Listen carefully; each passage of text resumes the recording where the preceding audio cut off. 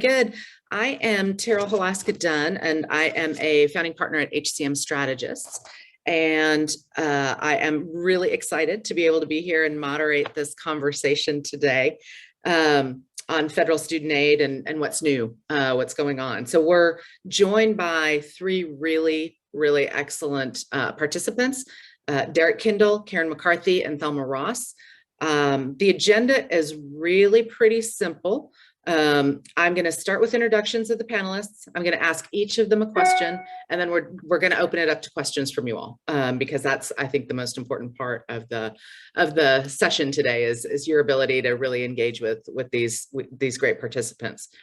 Our purpose is really to present recent trends and changes in federal financial aid. Specifically, we're going to talk about how enrollment and FAFSA completion rates intersect, the impact of verification changes on students and institutions, and the impact of guidance on professional judgment that's come out this year.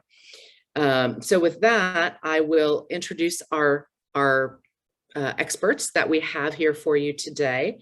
And once we get to, before I do that, once we get to the Q&A portion, we can do it one of two ways. You can either physically or virtually raise your hand, and Betsy and I will keep an eye on the screen and make sure that we can see you all, or you can ask questions during Slido. And when we get to that portion, Betsy will put the link for the Slido question app in the chat for you all. So with that, we have Derek Kindle, who is the Vice Provost for Enrollment Management at University of Wisconsin-Madison. Go Badgers. He joined the university in July 2016 as the Director of Student Financial Aid. He's got over 20 years of higher education experience. He's worked in admissions, in financial aid, bursar, and enrollment management. So Derek, welcome. We're thrilled to have you. We have Karen McCarthy, who is the Vice President of Public Policy and Federal Relations at the National Association of Student Financial Aid Administrators, NASFA. She began her career in student aid working in a financial aid office at several large four-year institutions. She serves on the Department of Education's FAFSA Advisory Group and Future Act Implementation Group, and has served as NASFA's representative at negotiated rulemaking sessions, most recently covering accreditation and innovation in 2019. Karen, welcome. And finally, we are thrilled to have Selma Ross with us. She currently serves as the Director of Student Financial Aid at Prince George's Community College. She joined that team in February 2016, but she's not a newcomer to higher education or financial aid. She has over 35 years of experience assisting students at a variety of institutions. Selma, welcome. And with that, I am going to start, Karen, with a question for you. Can you share what you've seen on the enrollment front and how those enrollment numbers and FAFSA completion rates are intersecting? What might that mean as we're thinking about financial aid? Yeah, I suppose it makes sense to start on the enrollment and FAFSA completion part of this whole conversation, and then kind of how verification and PJ kind of factors into both of those things.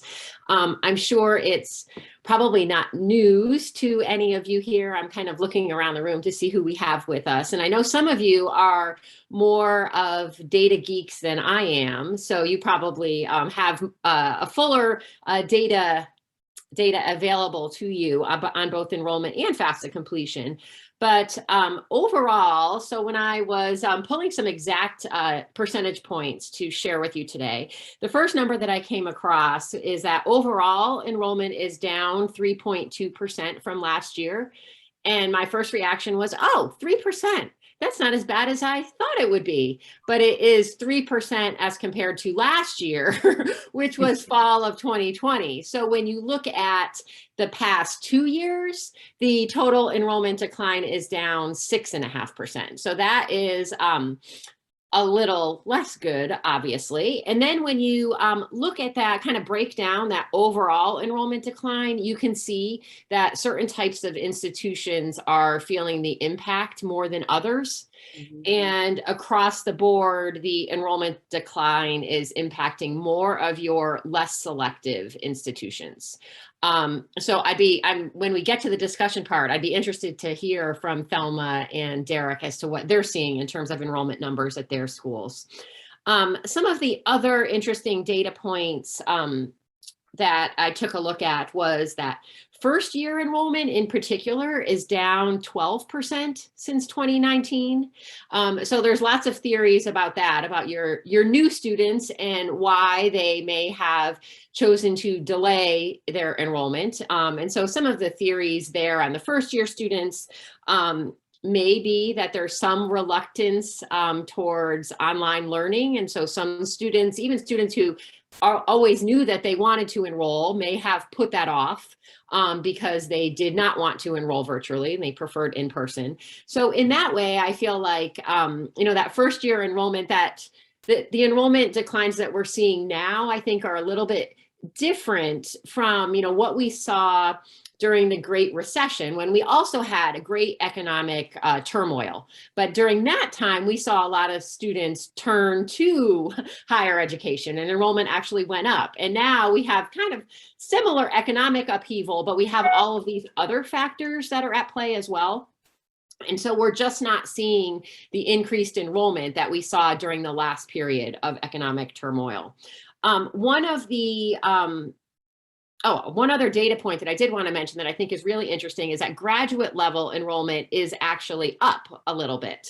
So when you dive into, you have the overall number of the 3.2% being down, but when you dive into some of the sector differences and the different types of students, it gets really interesting. And you can see that for some student populations, actually enrollment is a little bit up. And so obviously there can be lots of different reasons why that might be. For those of you who are interested in taking a look more at the data, I would recommend the research center that the National Student Clearinghouse has.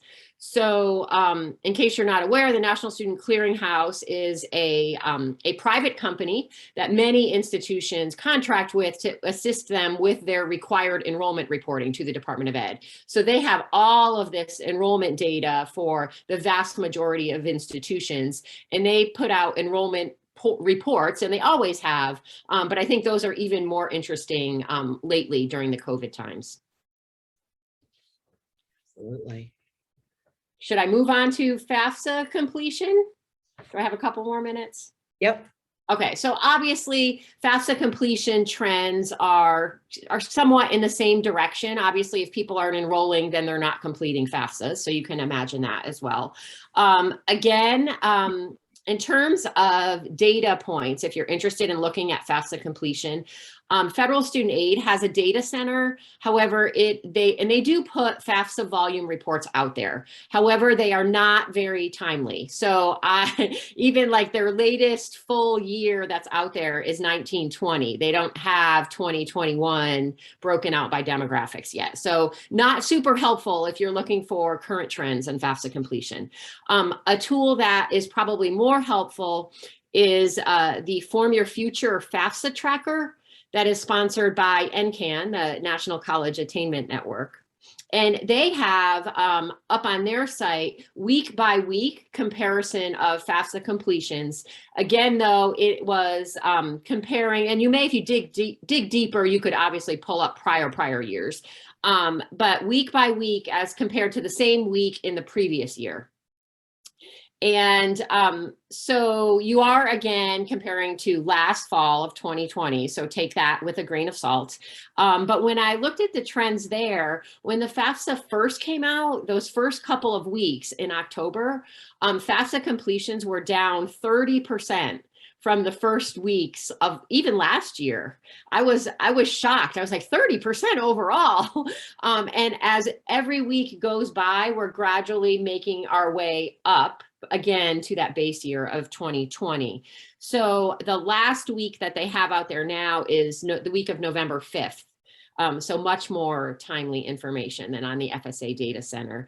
And it shows that we are down 1.2% overall compared to the same week last year. And they also have some breakouts by types of institutions and urban and rural high schools. If you think that might matter in terms of in-person school versus virtual school. All of those things kind of factor when you don't have in-person financial aid nights like we have had in the past. One piece that I thought was very interesting is that high schools that have higher concentrations of low income students versus high schools with high concentrations of higher income students were right about even. They're both a little bit lower than what we saw last year, but there wasn't a huge discrepancy between those types of schools.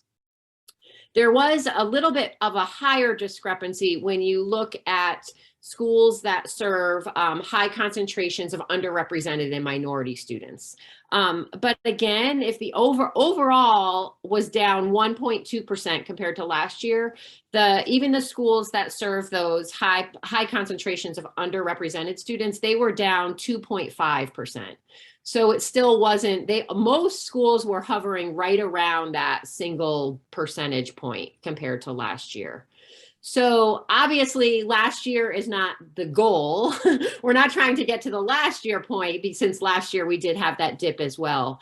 One thing I did want to mention, just kind of as background information, and again, maybe Thelma and Derek can chime in on this, is that we have, since the new FAFSA has rolled out in October, we have heard kind of sporadic complaints about technological issues with filing the FAFSA. And so I have no data at all on this yet. And we had also heard that NCAN, who does a lot of high school nights, they were receiving more complaints than we were at NASFA. So we recently did a survey, very informal, because it's really hard to get at this. Like, what kinds of issues? What's the problem? Are you using the mobile app or the online? And what's your browser? There's lots of different factors here. But just kind of anecdotally, we went out to a group of several hundred financial aid administrators to ask them, are you seeing this? And we were quite honestly inundated. And I was like, oh my gosh, why hadn't anybody told us of all of these issues that people were having? So, I mean, these are financial aid administrators reporting what they're seeing in terms of like how widespread it is out there. We don't yet know, but we're working on kind of sorting through that to come up with themes so that we can pass those along to federal student aid. Because we don't know, we haven't gotten a lot of traction with them in terms of what are the issues that you're working on resolving, when can we expect them to be resolved, what are the workarounds in the meantime. So we're kind of right in the midst of all of that, so I don't have any final conclusions to report to you, but there have been more than one person who said that they're wondering if these difficulties that people have been having might be a factor in terms of lower FAFSA completions. That's great. Thank you, Karen. Before we move to a different topic, Derek or Thelma, do either of you want to react or note what you're seeing at your institutions as it's relating to enrollments or FAFSA? So I'll note enrollment first, and I think like many other public flagships, UW-Madison had an increase in enrollment. And a significant unanticipated increase in both applications and the students who chose to enroll. But we know we're outliers with that. That's not the national picture. And what we're finding is that the students that we have the greatest increase for are the students who are not aid applicants. In the Midwest, we call them our coasties. So our students who are probably were able to save a lot of cash, their families were able to save a lot of cash during COVID. They likely didn't experience employment loss, et cetera, are going away, they're going to big schools, they're going to big public schools. And so we, along with many of our Big Ten peers, had enrollment increases that we did not anticipate. But that means that our measures for diversity in sort of any way that you count it, socioeconomic, race and ethnicity, are stymied by great increases in students who are likely our full pay coasties. And we'll count the Gold Coast in Chicago as a coast. And so that's what we're seeing on the enrollment front. On the FAFSA filing and verification front, I think some of the that Karen mentioned and many of the aid administrators are seeing, we're realizing, but we realize it sometimes late in the financial aid office after students have complained.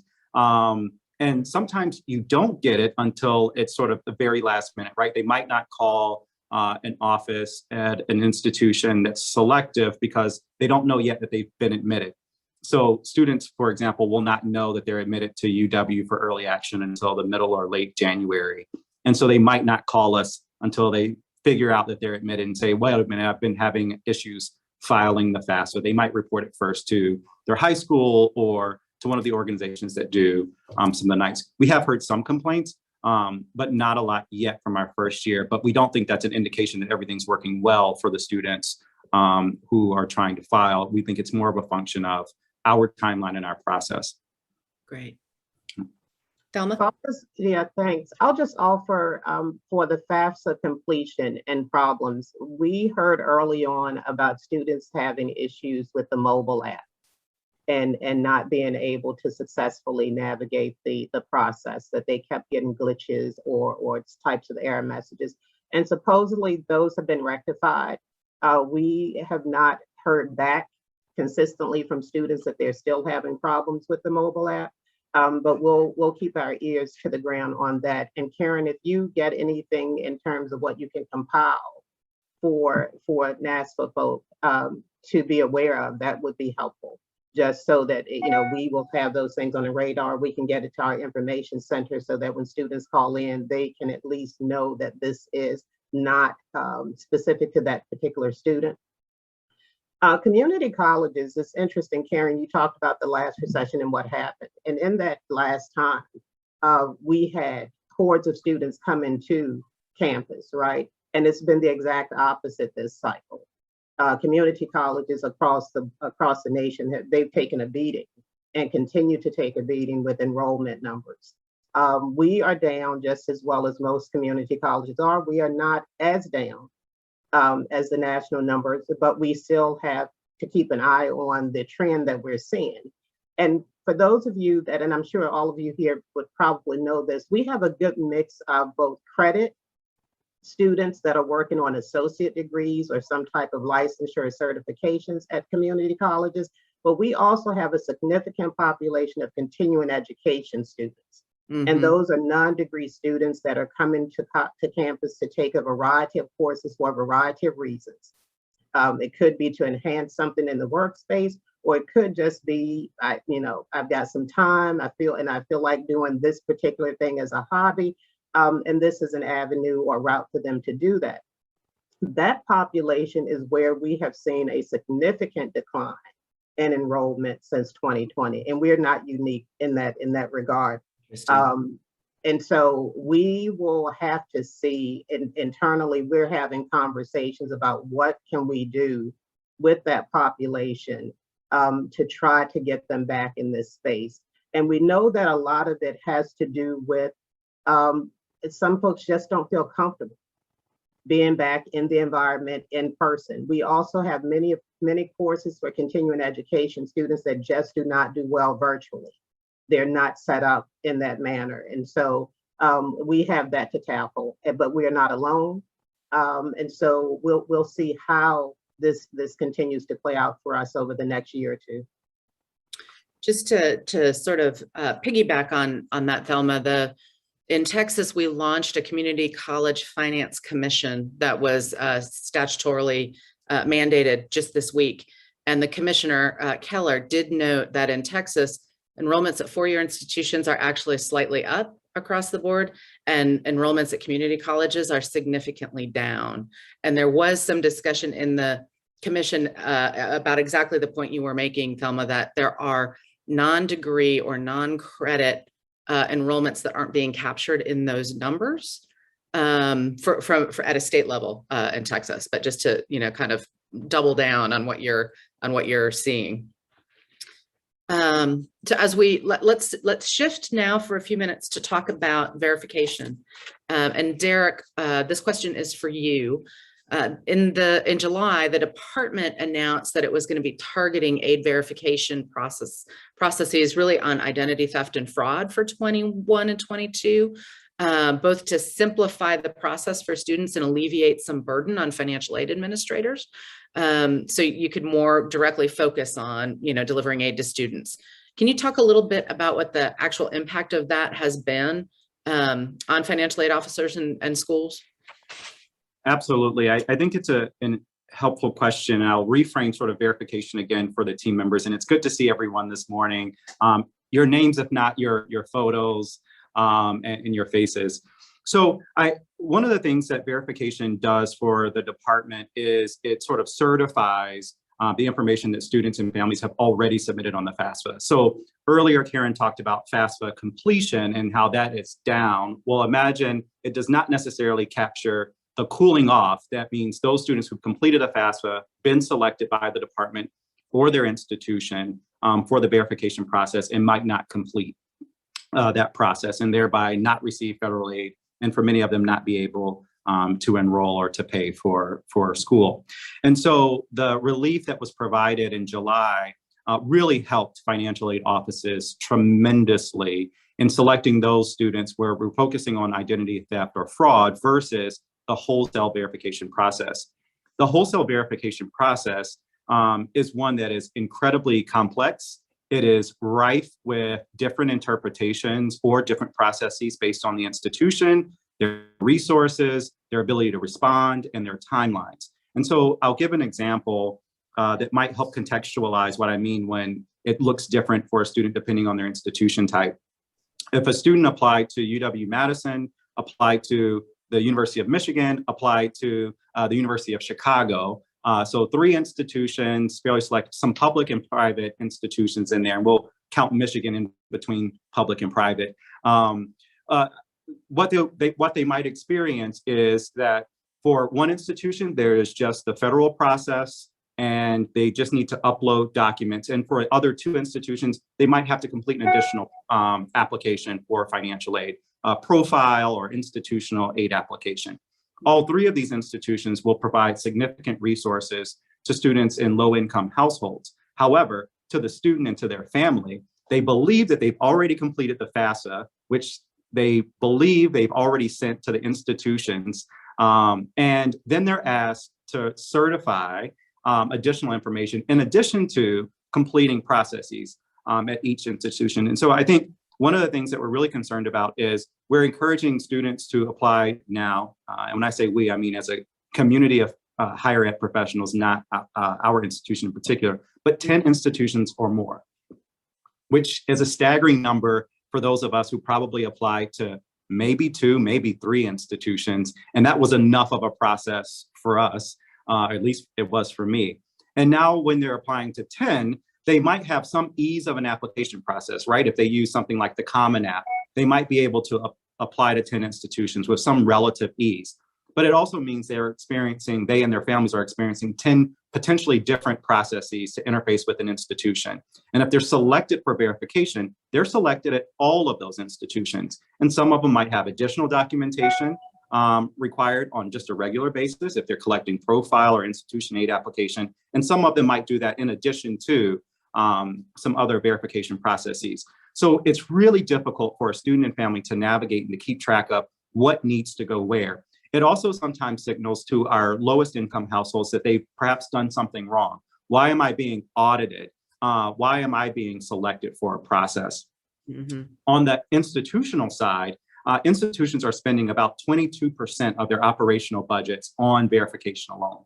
And that is a huge resource suck for offices that over this past year has been really great to alleviate a lot of it, because we can spend that time dealing with students and families, counseling them, as many of our legislators want them to do, on indebtedness or borrowing, counseling them on exits from institutions, on entering institutions, and sharing with us whatever concerns that they and their families are experiencing through COVID.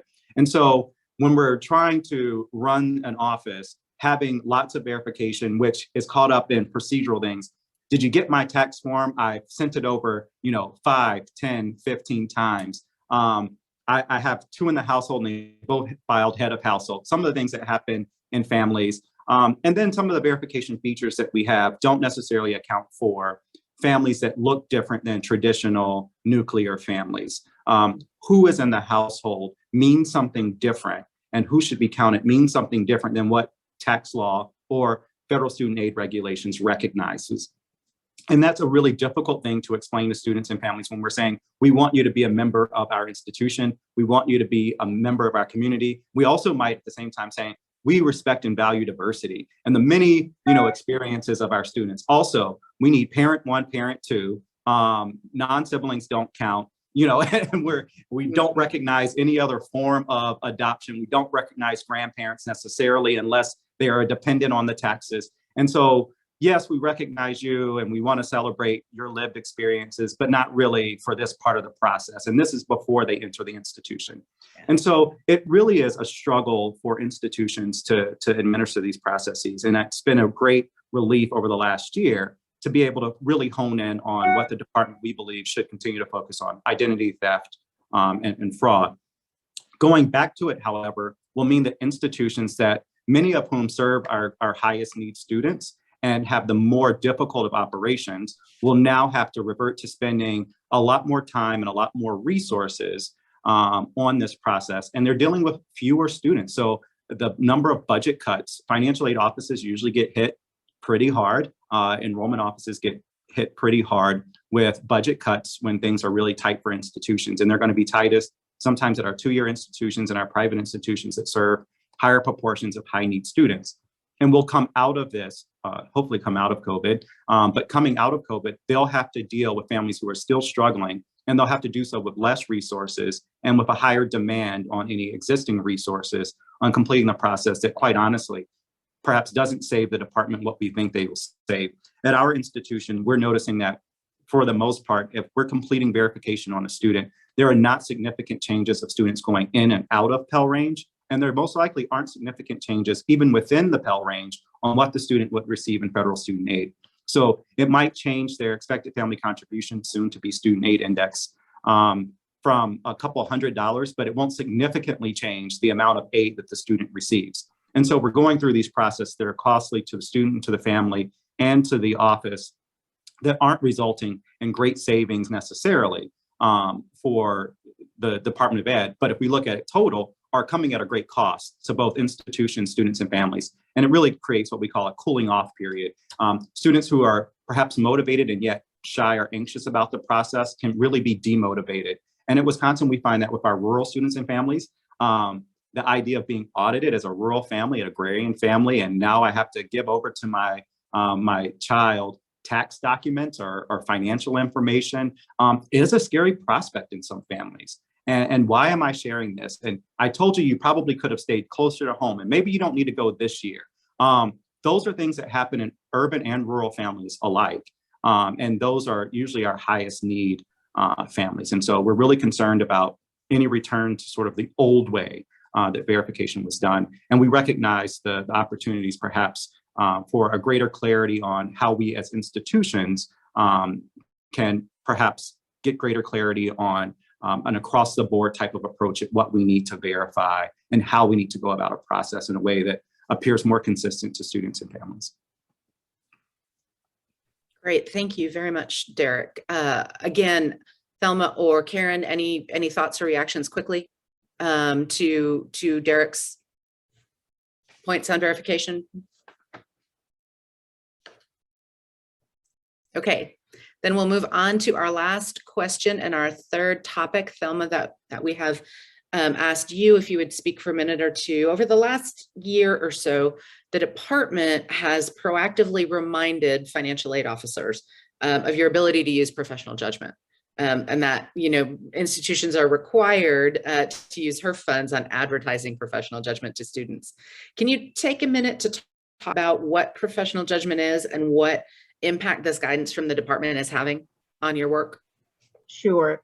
Thank you, Tara. And thanks for the opportunity to share this information with everyone this morning.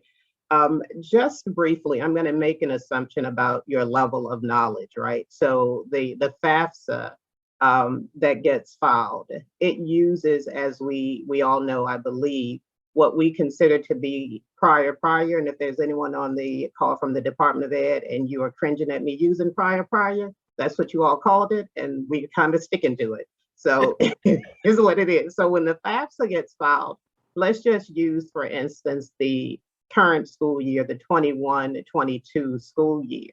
The family, when they're completing the FAFSA, they're using their 2019 tax information or any kind of benefit information. And that in and of itself tells you that something is going to could probably be different about the income at any given time when you're using 2 years of 2-year-old information, I would say. We recognize why the FAFSA is set up that way. But what ends up happening is a parent or a student that's completing the FAFSA and they're using their 2019 income information or benefits information. And as they're completing it, they're saying to themselves, but this isn't the same now. Something has changed. But there's no opportunity while the student or parent is completing the FAFSA for them to make that change or make it known that that change exists. They have to use the 2019 and continue the process all the way through. And so what I would say at that point in time is entering from stage door left is special circumstances, because that's what that involved, right? If a parent or student says, but my income information isn't the same as what it is, what I put on the form, then this gives us the financial aid administrator an opportunity to say, okay, if it's different, then let us take a look at what it is now, provide us documentation, and then we could possibly use what's called professional judgment. And that is the statutory authority that's given to financial aid administrators by the Higher Education Act of 1965 as amended. We have the authority to make changes to some of the data elements on the FAFSA with appropriate documentation, and then see if there's a change in the students in this world now, expected family contribution, and possibly their need level, right? It sounds simple and straightforward, but it's not always. As you know, with financial aid, it just isn't always that simple, as Derek just alluded to in the comments that he made. But the Department of Education did something different this year with the Higher Education Emergency Relief Act funding. In Part 3, they made it very clear. We want you to do something different, financial aid administrators. We want you to actively do outreach to students and families to let them know that the possibility of professional judgment exists and can be used by financial aid administrators. We know that you say that you're doing it, and we know that you are doing it because they get the records when they had changed, so they know that we've applied professional judgment to a student's FAFSA. But they specifically said that we had to use a portion of the relief funding that we received to do active outreach, which meant for most of us, as we talk about, well, how are we going to do this? Because we communicate so much via email, right? Or text messaging or what have you. That doesn't cost us, and I'm using that loosely, that doesn't cost us anything because those things are just built in. If we send out an email, I can't tell you that it costs $1 to send an email, right? So for most of us in the community college sector, and Derek can share what they actually did at Wisconsin-Madison, we use snail mail because we had to be able to assign a cost. We had to say that we were pulling in dollars from the Higher Education Emergency Relief Funding to support paying for this outreach activity. And so we created postcards and we stuck them in the mail. We did that to all of our students that were registered and had a FAFSA on file. So let's just say we did that to upwards of 10,000 students. And across the state of Maryland, other financial aid administrators were doing the same thing. And I would share with you that to date, we don't see much of a change in the number of students that reached out for professional judgment prior to COVID, during COVID, and today at our institutions. I am not going to say to you that that's going to be the same for four-year publics or private specifically, because those costs are higher. So they're going to probably see a difference in the number of students that are coming to them for professional judgment or special circumstances consideration. But in our world, it's just not, we don't have that same level of impact or need for students to have that, that type of change to their records.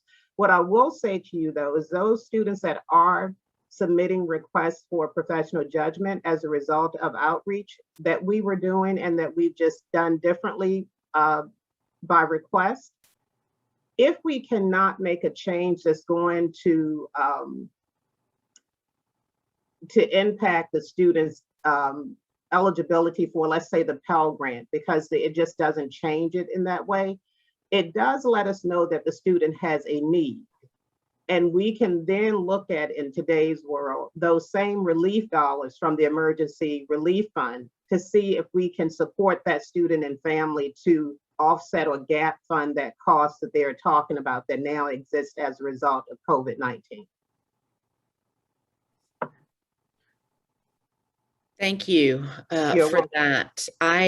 We do have a question about professional judgment being used more during COVID, and Selma, I think you've already answered that question, that you're really not seeing that significant of a difference. I would ask the same question of Derek at Madison, and Karen, nationally, are you seeing any significant reports from your members of increased use of professional judgment? Thanks. I similar to Thelma at Prince George's, we're not seeing significant differences in student types reaching out for a professional judgment, or that we've reached out to and offered professional judgment opportunities too. However, what we do see, and to Thelma's point, is students who are already financially struggling are letting us know that they're struggling even more. And unfortunately, that doesn't necessarily change ability to receive. So if your example already have a zero expected family contribution, telling us that you're struggling even more, and they're demonstrating that, doesn't usually warrant any additional federal student aid. And I think based on institution type and their resources, you can distribute what you can. We are fortunate that we have some additional resources that we can provide, and we, for the most part, meet full cost of attendance with gift aid and work study for our highest need students anyway. But what it does do is, if a student already came in and had a zero expected family contribution, and they have reached out to us and say, hey, we're struggling even more than we were before, it's really difficult, because what we're realizing is that their struggles at home are much bigger than what financial aid is prepared to offer. If they are now going to be the primary caretaker of a sibling or several siblings, or an elder in the home, whether it's a parent or a grandparent, and that they can't replace income lost by another, it's really difficult to tell that student, we're going to have resources that will put you at equal footing so that you can continue, your rigorous coursework that we offer at UW. So again, not a big difference in the student types that we're seeing that are presenting to us overall. There are some exceptions. But what we are noticing is that the needs are very, very great of those who already had need going into the process. Great, thank you for that. Karen, I see you have dropped a link in the chat to a survey that you did of your members related to professional judgment during the pandemic. Anything else you want to add to that? No, not really. We actually provided basically the same survey at 3 different points during the pandemic.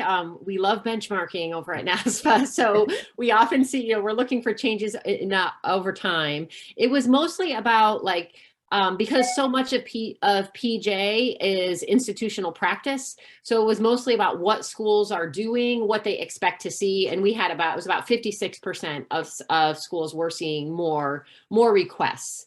But in terms of reaching out to students, and several of the surveys were prior to that being a requirement, that as it was in the ARP, in the HERF, that third HERF package, there were many institutions that were already doing that outreach. There were also questions about, do you take into account, what do you do with unemployment benefits? Before the Department of Ed kind of reassured schools that they did have the authority to take those things into account. So it definitely isn't all-encompassing survey about PJ, but some of it might be helpful if you're interested in some of those questions. Great, thank you for that. I do have a couple more questions in the Slido, but I just want to pause here for an opportunity for folks to raise your hand if you want to go ahead and ask a question. Okay, so I will go to, this is a question back to verification. how might we lessen the verification burden in general for students and low-income students specifically? So I think some of the proposed changes to using the SAI instead of EFC are included in the new or revamp of the free application for federal student aid, or the FAFSA. I think some of those things will be helpful. Some things like using the data retrieval tool are a good step forward, but what we're realizing is that students who are sometimes most financially compromised, maybe their non-filer status, et cetera, doesn't really work for DRT. So if there are other ways that the IRS could cooperate with the Department of Education in a more seamless manner, I think we will have some a reduced need to verify everything. There are other things that we use that we have records of as, I mean, the US government has records of federal means tested benefits. There should be no need to continue to demonstrate or to prove that again and again and again for a student. And what we realize is that many of our students who are selected every year. And to demonstrate every year that they are still financially needy, when all the data suggests that it'd be very unlikely that they would come out of their need category, really does become a pain and a burden, not just to the student, but to the office that continues to process sort of very similar information year after year for the same students. So I think a one-time verification, at least at some threshold, is an opportunity for the department to consider that would decrease the demand on both the students, families, and our taxpayers, on our citizens, because this does come at a cost. Another is to continue to streamline or to use data that several different departments might already have on federal means tested benefits at the state or local level, as well as at the federal level, to help decrease the burden on students and families to continue to demonstrate financial need through the FAFSA filing process. And other indicators, I think, as institutions we can use. If we're using application fee waivers, we know that we probably need to consider what fee waivers, in addition to those, might we use as institutions to streamline the process for students and families as well. So saying that to say, there's a great opportunity for the department, but there's also a great opportunity for institutions to streamline their own processes to fit with opportunities that the department might take up. That's great. One more question related to verification, and then we can move. Then we have a couple of more general questions about some potential changes out there on the horizon. You know, what data do we have, or how prevalent really is fraud that has been caught through the verification process? I can't claim to have the most recent number. There was a study published by a researcher a couple of years ago, and the Department of Ed, I think, was as a performance-based institution at about a 2%, verifying out, or 2% savings of detection of any type of fraud or waste by the filing process. And that was the lowest among all federal agencies, sort of by far. And so that 2% error ratio was probably not worth the cost that's distributed to institutions, and most certainly not worth the cost of students and families falling out of the higher ed process because of the verification. So the opportunity costs, I think, were much greater for what institutions could otherwise do for students and families, and most certainly what our citizens could have done, perhaps, had they not had the burden of the verification process. And that I think is a great opportunity for additional research and study, both by the department and independent researchers. Say what's the total cost of verification, not just on the department side, but institutionally, and the opportunity costs for students and families that might fall out of higher ed.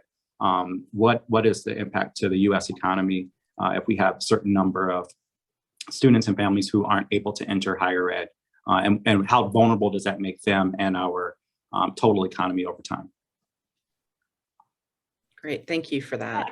Terrell, can I just add on to something Derek just said, is that it is even lower than that single digit number that he just shared, because that single digit number is actually the overpayment underpayment rate. So it's not even, it includes anyone who got the wrong, quote, the wrong amount. It's Mhm. not even necessarily the fraud rate, which would be a subset of that. So it's honest mistakes and things like that that get caught. So, you know, some people assume that all of that is fraud, and it's not. It's an overpayment or underpayment rate. But yes, it is very low in the federal student aid programs. Great, thank you. This is a more general question for any of the three of you. Do any of you have any insights on the department's progress on implementing changes to the FAFSA for 23-24? I think, Derek, you had referenced the student aid index, you know, switching from EFC over to that. Any idea on how that is going? I think I'll defer to Karen on this because NASPA is doing such great work with this. I will tell you that aid administrators and institutions are sort of waiting with bated breath on what the impact of changes from EFC to SAI and the potential of a negative SAI, what impact that will have on their institutional aid budgets and what they can provide. And certainly those of us who attempt to meet full need or full cost for our students are really trying to know very early on what the impact might be to our institutions, those of us with promise programs, for example, to know how much this might cost us is incredibly important. The rollout of that will be very serious for us, but I know NASPA is working with some analysis or some tools for aid administrators, but that's coming through NASPA, and it's great work with the Department of Ed and others. We don't have anything yet official from the department that would really let us know the relative impact to campuses. I hope I'm not speaking out of turn on that, Karen, unless something's very recent. Okay. No, I can add on there. So the original implementation date of the FAFSA simplification changes was for the 23-24 award year. And the department, upon doing an evaluation of everything that had to happen, both within the department and with the Internal Revenue Service to implement the direct data sharing of IRS information, realized that there was no way that they could successfully implement it on time on 23-24. We were disappointed, but we do really want this to be successful. We don't want any disruptions to the aid process, any impact on students at all in terms of the operationally. So their plan now is to implement everything for the 24-25 in terms of the federal methodology formula and the new direct data sharing with the IRS. And they did initially say, we know that they are working on it. They have not released a lot of information publicly. They do have a small working group that NASPA serves on along with NCAN as well, where we're getting kind of dribs and drabs of information. We do know that they had planned to release kind of basic information to aid administrators. Kind of these are the key data elements that we are planning to collect on the FAFSA or through the IRS when we do this in 24-25. So they do definitely realize that they can't just dump a new FAFSA out there in full form and say, this is what we're going to use for 24-25, that schools and students and all of you need to have information kind of along the way. And they are also planning on having some type of public comments along the way, rather than what they have done in the past, which is drop the draft FAFSA, say, here's our required public comment period, but we can't make a lot of changes because we don't have enough time. So they're taking a look at their public comment process as well. So hopefully we'll see more along the way than we have with previous FAFSAs, because this is the biggest change to the FAFSA really since we have had the FAFSA. And related to Derek's comment about schools being interested in seeing like what the impact of this will be on their student population, mostly for their planning purposes, their budget purposes in terms of institutional aid. There are a lot of programs out there that are triggered based on Pell eligibility. So schools are very interested in just, do I have a lot more Pell students? Even if they don't have institutional aid, they might have things like summer bridge programs and things like that, where they bring Pell eligible students to campus early that they want to be able to plan for. We are at NASFA creating an SAI kind of model tool that institutions can download and then import their own FAFSA data into it to see under the new formula, you know, this is what the EFC is right now. Under the new formula, if it were applied to the same data, which it won't be, the data will be different, but if you apply that formula to the same data, what would the new SAI be? So then that way schools can do, you know, deal with their own data. NASFA is not dealing with anybody's FAFSA data, and they can use the tool and then sort by subgroups. If they're interested in, you know, what does this do to my independent students who have dependents, or my undergrads versus graduates? And that tool will be rolling out later this week. So we have kind of a soft launch before Thanksgiving. It has been rigorously tested with actual FAFSA data. So we're hopeful that there won't be any bugs in there. And we expect that it will be kind of, schools will pick up use of that over the winter. There's no urgent timeline. I think schools are just sorting through, like, what do we need to know and when do we need to know it to have these conversations? So we think that it will be in use, you know, over the next year or so, as schools are trying to figure out what will happen to their student populations. Great. So we only have 3 minutes left, I think, and we'll do a little, Betsy will do a little housekeeping items for us at the end, but I want to give each of the three of you, starting with Selma, any last thoughts that you'd like to share, you know, 30 seconds or so with the group before we wrap up. So just very quickly, I would say that for everyone involved in in students trying to access higher education at whatever type of institution, that there has to be, I believe, a reframing of the conversation around the value of higher education to our students and the community. I just think that over the course of the past few years, there has been a kind of discourse that is adversely impacting students that need to be on college campuses, whether it's a 2-year or 4-year institution. And they're not necessarily understanding and appreciating the value of that next level of education or trade. Thank you. So I would never want to follow Thelma or Karen, so I'll try to put myself in the middle. But I think to Thelma's point, you know, higher education as a public good is something that is in the discourse right now. But I would go back to sort of our reason for having the HEA in '65, and that was sort of the space race of Sputnik, realizing that as a country, we needed to be incredibly competitive on an international scale with the education of our citizens. And I think we could and should return to that conversation in a global economy, and with globalization, how will we remain competitive as a country? And how will we do so through educating our citizens? And putting that and reframing higher education as that, not just as sort of liberal bastions or whatever we want to consider colleges and universities, but saying if we want to be and we want to remain competitive as a nation, that we have to do so. And educating our citizens returns to that original commitment back in 1965 for the space race. And the outcome of that was demonstrated time and time again and can continue to be so in the future. That's great. Thank you.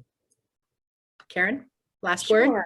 Yeah, no, I was just, I think that my final comments will be not quite as lofty as Derek and Thelma's, which were great. But thinking, I was kind of like looking at the topics that we've talked about today and thinking about how they are all connected. And I love that we're talking about enrollment and FAFSA completion, and then also including verification with that during the conversation, because I think historically people have tended to think of like the access issue as being just getting people to file the FAFSA, and then we kind of forget about what happens after that. And I feel like we are getting a lot better at carrying that through and looking at, across the time frame where all of these barriers are that may impact enrollment. And so I'm super excited about the implementation of this FAFSA simplification and the Future Act for that direct data sharing. It's a really big lift, as I mentioned, but I think the potential is great there to really simplify that process for so many students. There is some criticism out there that like you can make the application as simple as you want. It still doesn't get people through higher education. There's still not enough money there. They don't graduate, and all of those issues are still there. So I definitely don't think that the application or professional judgment or anything that we've talked about today is the entirety of the problems that we have to solve. They're just one piece of the puzzle. But I would maintain that they're a very significant and important piece. So you can only do so much at one time. And so lots of us have different specialties out there. So hopefully we will be tackling these problems both simultaneously and consecutively. Thank you. And thanks to all three of you. This has been a really rich conversation.